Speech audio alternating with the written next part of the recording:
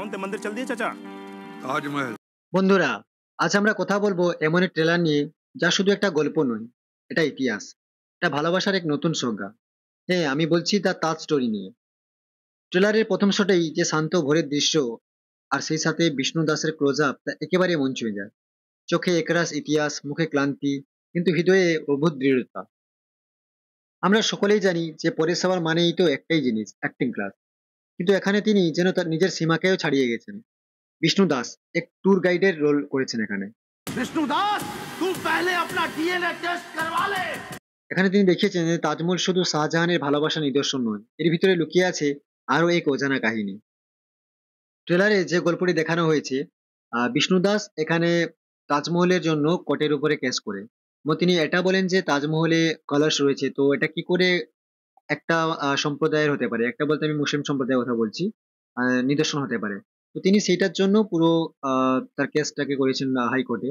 আর যদিও আমরা এর আগে পরেশ রাওয়ালকে দেখেছি ও মাই গড সিনেমাতে ঠাকুরের উপরে কেস করতে, দেবতার উপরে। তো যাই হোক, একটু অন্য ধরনেরই সিনেমা, তবে হ্যাঁ, দেখতে খুব ভালোই লাগবে। ট্রেলারের মজার ব্যাপার হলো সিরিয়াস কাহিনীর মধ্যেও একটা দুটা সংলাপ হালকা হাসির ছোঁয়াও রয়েছে। शाहजहां मंदिर क्यों बनवाएंगे? हाँ, उनका काम तो तुड़वाने का था। পরেশ রাওয়ালের ডায়লগ ডেলিভারি এমনই নিখুঁত যে দর্শক এক মুহূর্তে কাঁদবে, আরেক মুহূর্তে হয়তো হেসে ফেলবে। কিন্তু ট্রেলারের শেষের দিকে দেখা যায় এক রহস্যময় দৃশ্য। তাজমহলের ভিতরে যে 22টি কামরা রয়েছে এবং সেই কামরায় কি রয়েছে, আর তার জন্য ইনভেস্টিগেশন করার জন্য কিন্তু হাইকোর্ট রায় দেয়। তো সেক্ষেত্রে আমরা দেখতে পাই যারা মুসলিম সম্প্রদায়ের লোকেরা, তারা কিন্তু বিষ্ণু দাসের উপর চড়াও হয় এবং তার ফ্যামিলিকে যথেষ্টভাবে আঘাত করে, এবং যেভাবে সম্ভব পরেশ রাওয়ালকে অপমান করে। এমনকি আমরা এটাও দেখেছি যে ওর মুখে কিন্তু সকলের সামনে কালি লাগিয়ে দেওয়া হয়, যেটা হয়তো এক প্রকার মানে খারাপও বলা যেতে পারে। এখানেই ট্রেলারের আসল ক্লাইম্যাক্স। দর্শক বুঝতে পারে যে তার স্টোরি শুধু প্রেম নয়, এটা হলো মর্যাদা, ইতিহাস আর ধর্মনিরপেক্ষতার সংঘাতের কাহিনী। একদিকে মুসলিম বাদশাহের স্থাপত্য, অন্যদিকে হিন্দুদের এর স্থাপত্য নিয়ে প্রশ্ন।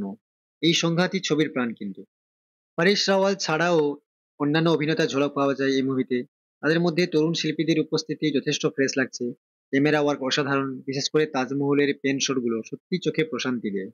তাহলে বন্ধুরা, তোমাদের কেমন লেগেছে তাজ স্টোরি ট্রেলারটা কমেন্টে জানাও। আর ভিডিওটি ভালো লাগলে লাইক করো, চ্যানেলটা সাবস্ক্রাইব করতে ভুলো না। দেখা হবে পরে কোনো রিভিউতে, ততদিন পর্যন্ত জয় হিন্দ, গুড বাই।